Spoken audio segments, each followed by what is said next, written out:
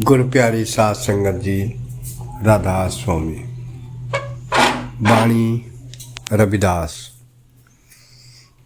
बहुत जन्म बिछड़े थे माधो, यह जन्म आपके लेके।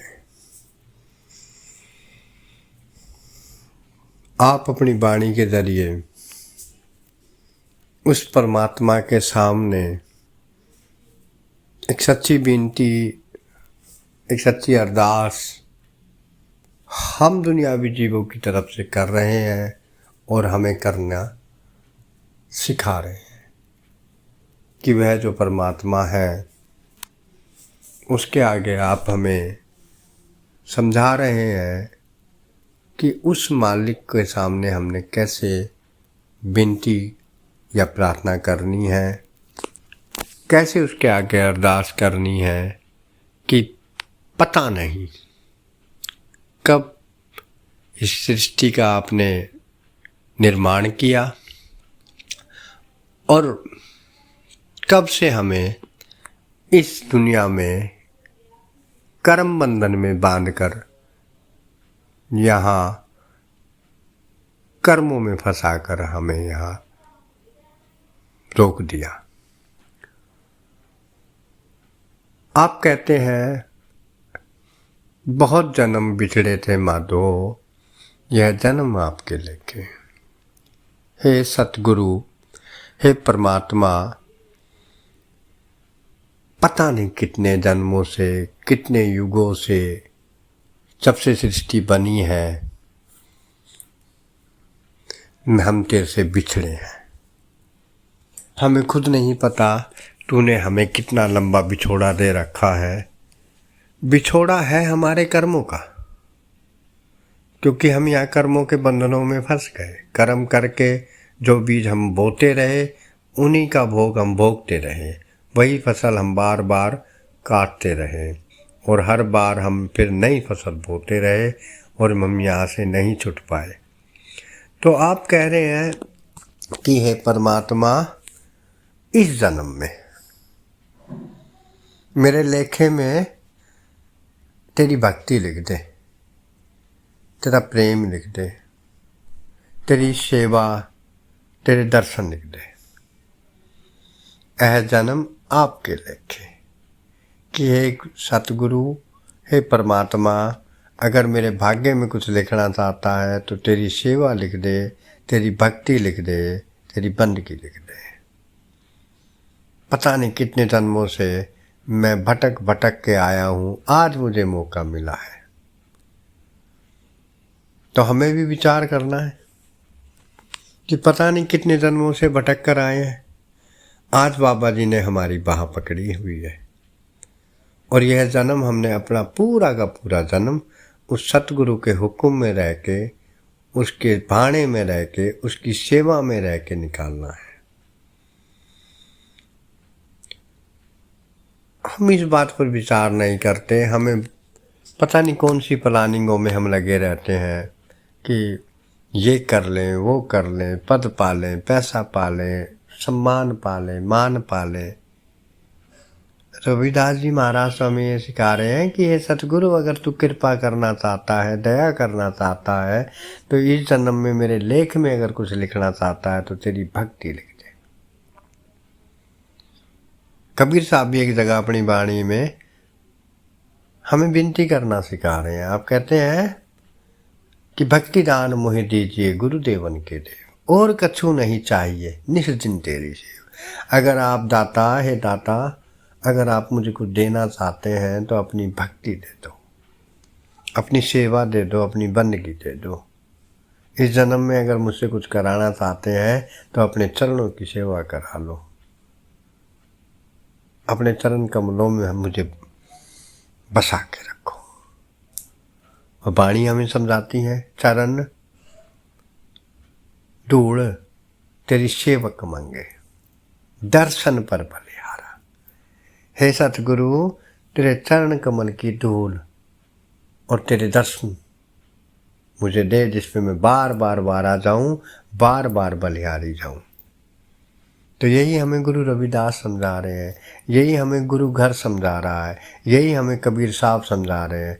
मगर हमारी मति कैसी है?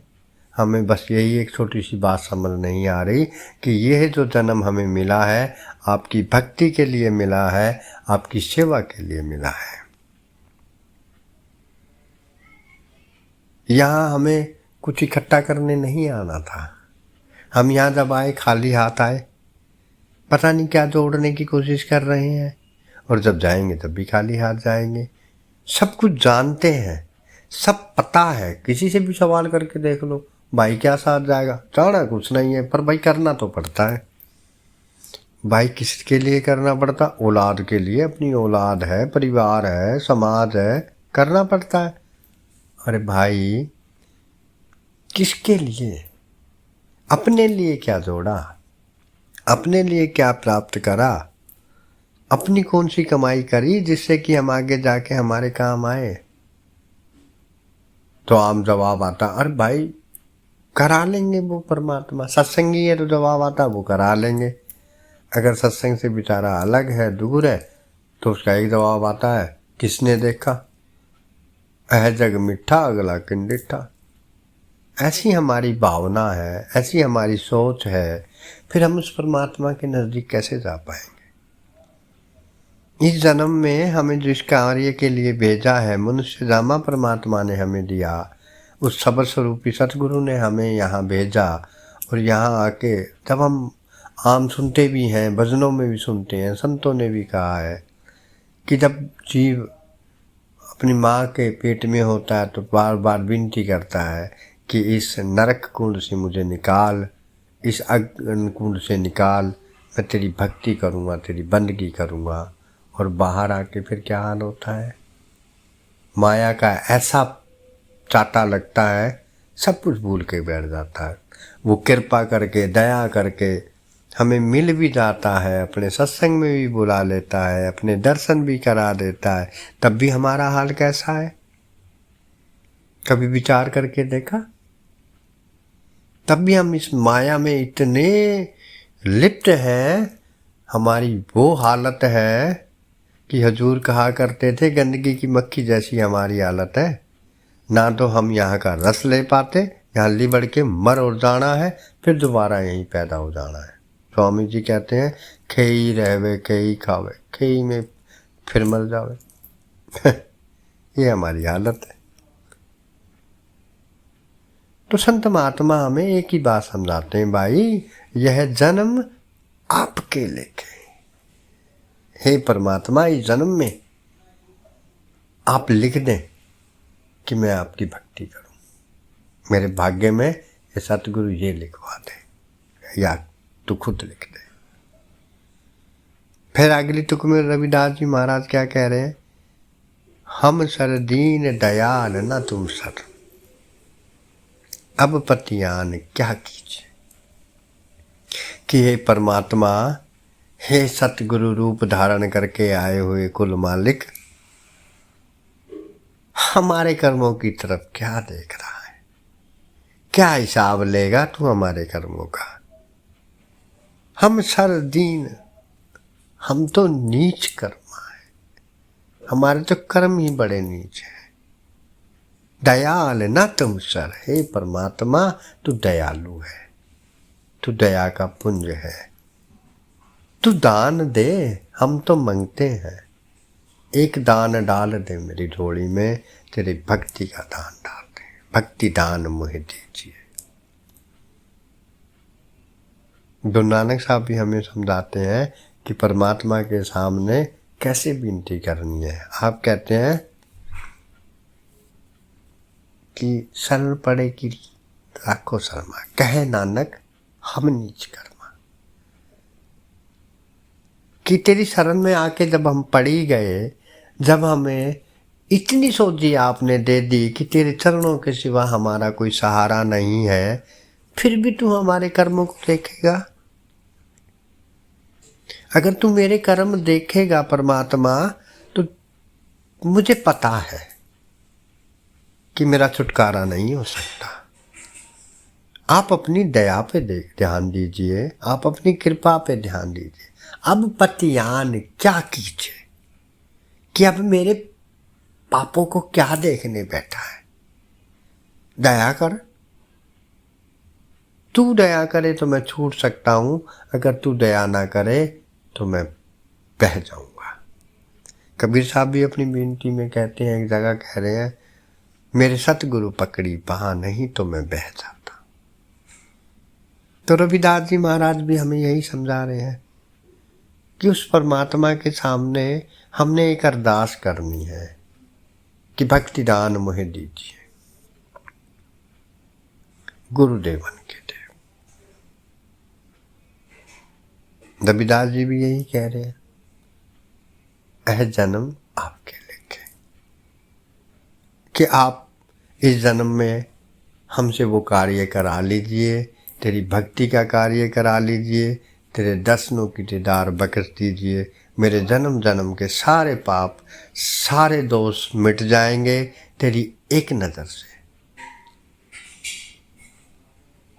लेकिन इस नम्रता, इस दीनता को लाने के लिए हमें उनके हुक्म में रहना पड़ेगा। रविदास जी की महाराज की अगली कोटेशन, हमें हुक्म में रहना भी सिखा रही है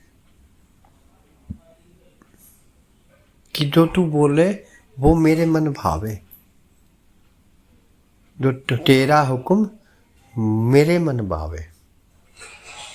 छूटेंगे तभी जब उनका हुक्म मन को बाना शुरू हो जाएगा, जीवन में उतरना शुरू हो जाएगा, अपनी अक्ल छोड़कर भक्ति करेंगे, जहां बिल्कुल प्रेम ऐसा हो जिसमें अकल ना हो।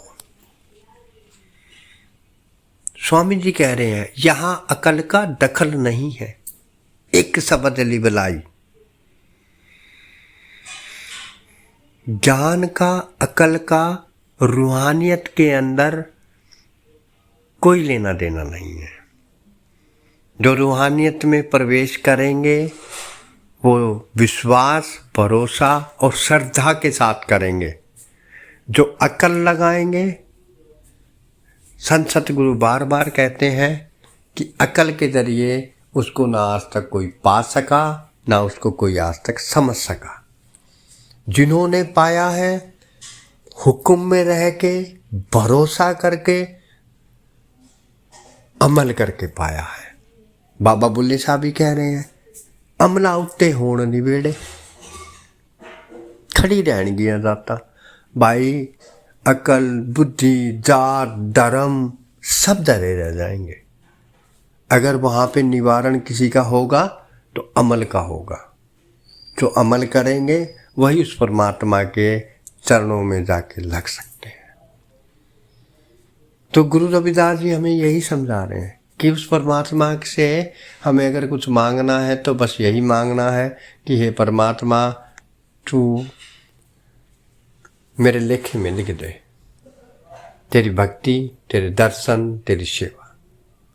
मेरे लेखे में लिख दे कि मैं जुबान से कुछ बोलूं तो तेरा नाम निकले, आंखें खोलूं तो तू सामने हो, आंखें बंद करूं तो तू सामने हो, कानों से सुनूं तो तेरे वचन सुनूं, कदम चले तो तेरी ओर चले, हाथ कोई सेवा करें तो तेरी सेवा करें, दिल में कोई चाहत हो तो तेरी सिमरन हो। ऐसा लिख दे।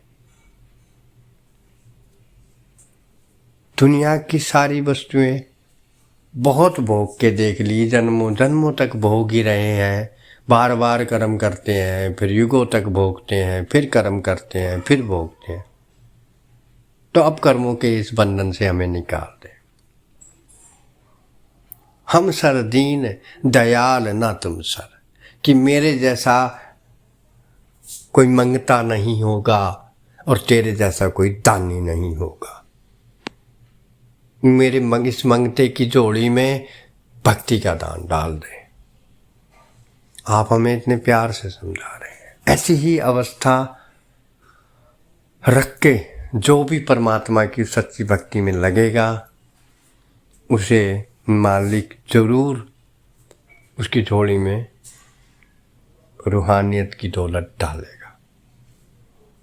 आज के लिए बस इतना ही। इस वाणी की आगे की कोटेशनों के लिए कल फिर बाबा जी से जो हुक्म होगा वो बताया जाएगा। राधा स्वामी।